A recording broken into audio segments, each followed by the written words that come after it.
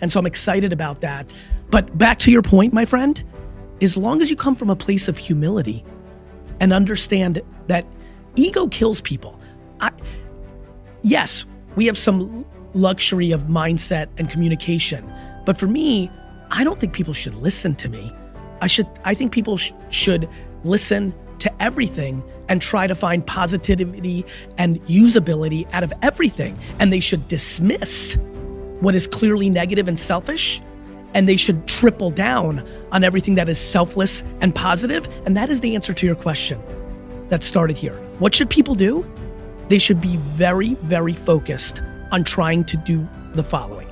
Lean in dramatically more to things that are positive. Your grandfather, podcasts, Upworthy.com, lean into positivity. Then they should be on the awareness, eyes wide open, on is this delusional and lacks practicality? Like, if I just dream it, it will happen. No. Lean in, cut out. Literally, when this podcast is over, step back, audit your entire life from the people you spend time with, your family, your friends. Look at every person you follow. Are they triggering your insecurities for their own self-interest? Or are they trying to put love into it so that you go on and do your thing? Watch, look for it. But whatever you do, back to like working out, like, protein. And, when Mike Vacanti's like, all right, you did a lift, like protein. I'm like, really? Okay. And like during COVID, I'm like, wait a minute, I'm starting to finally get some muscles. Oh, because I was doing protein as fuck after lifts and not after not lifts. I was doing it right. Here's something right for everyone. Cut out 1 hour of negativity, add 1 hour of positivity. If you're listening right now and you're like, social's such a drag, it's because you're in a drag mindset and the algos and the people you follow are following you. You know what my social looks like? Fucking sunshine. I'm being dead fucking serious. You know what my algos look like? Fucking sunshine. In the world of the momentum of darkness right now, sunshine. You know why? I choose to fight for positivity, but I refuse to not be grounded in practicality, which is why I've always thrown curveballs. Love everybody, it's all awesome. Fuck 8th place trophies. What, Gary, what? 8th place trophies lead to entitlement and fear of losing, and it fucks up kids. So like, it's kind of that juxtaposition. Practical positivity is something everyone needs to add more. And so back to your point, we are gonna put out stuff forever because it's how we're wired. The people who are listening right now, for a lot of them, they need to understand where they match with us and where they don't. You and I match on a lot of things. There's a lot of things we don't match on. The person on the other side needs to figure that out. You, I would argue, watching you from afar, we know each other, but not that deep. We haven't had those 6 hours that we need, that we will have in the next 50 years where it starts to get even closer. But even from afar, it's clear to me that you're understanding more and more what is right from the messages you've heard and what's not right for you, and you refine it and you refine it. There's to your point, I say it all the time, please don't be me. The only thing I want people to be like me is be as happy as me. That's an insular game. That's a self-awareness game. That's a process game. That's the only thing I want people to be like with me. Like, I'm weird. I've got a lot of weird nuances. I do a lot of things that are not scalable. I don't maximize for, I'm always worried when people are like, oh, I want to learn how you build your businesses. I'm like, it's real different. Like, I don't maximize for profit. I maximize for retention of relationships. If you aren't as confident as I am, when those people leave and compete with you, you become grudge oriented and envy oriented instead of happy oriented. Like, I've got some weird elements that people can't run my playbook. But I couldn't run other people's playbook. So pay attention, find what works for you, try shit, try it multiple times. Steve said something you like, try it once. Didn't work? Steve's not an idiot. You don't suck, try it again.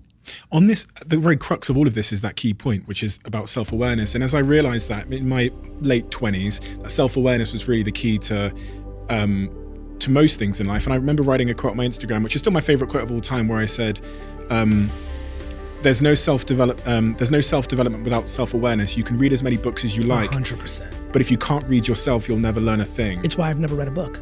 Yeah, exactly. So like to me, the only thing I've read is my feelings. So how does one person listening to this now that's been listening to our content and they really want to be an entrepreneur, they want to have a big media company, whatever it might be, but they don't know they don't have them, like, But They don't have the chops. objectively, they Yeah, don't have the the chops. minerals. Well, How do they go about discovering they don't have the minerals? by going in the pool and drowning. Okay.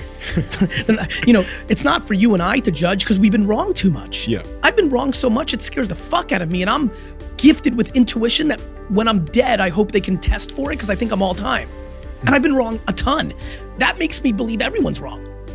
So if you're listening, here's a couple things that are a good call out that may bring value instead of what I just said. Asking what you're in it for is humongous. Yeah, but this generation, I don't think they know. Because people come up to me. And you know this. First of all, you're part of this generation, young guy. That's how I know. But I know too. But guess what? My generation, I'm so done with this. My generation didn't know either. Guess what? When I was 22, all my friends wanted to hook up too. All my friends wanted a BMW too.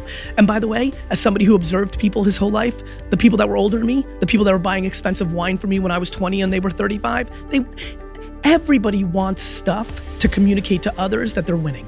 We've been putting on makeup since we had fucking clubs hitting each other. Like, it's what humans do. We do things to communicate to status and stuff. Yes. Why?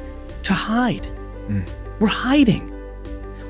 We used to do it with status. Right now, we've decided to shit on each other. Our current move to hide is by tearing each other down. That's status too, though. I want to be more. I want to be the most leftist. I want to be the most on the right. I want, Of course, the problem is, unlike buying a BMW and going into debt, when you're doing this one, you're hurting other people's feelings. It's one thing when you're hurting your credit score. It's another thing when you're trying to make someone feel bad about themselves. That's why the acts of us collectively at 8 billion people right now is completely and utterly unacceptable, which is why I'm desperately communicating at the highest levels about the stuff that I want to put into the world as a counter to people's us against them. Girls versus boys, blacks versus Jews, Republicans. It's fucking exhausting. Like, once people understand there's one team, humans, you can be mad at elephants, you can be mad at falcons, but like being mad at each other is the most counterproductive thing. And we need to go into tribes. My country, my sports team. I understand this because I hate all the other football teams. It's the only place I get those feelings. The way people feel about Republicans and Democrats or genders and races or countries, the only place I can touch on it emotionally is American football. My level of actual disdain towards Patriot fans is real. I feel the rage.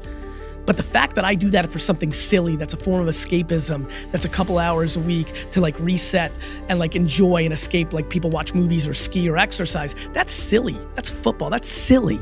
We're doing this in real life to each other. And it's got to stop. And I think it starts with people understanding if you are shitting on others right now, it's a complete reflection to your own unhappiness and insecurity.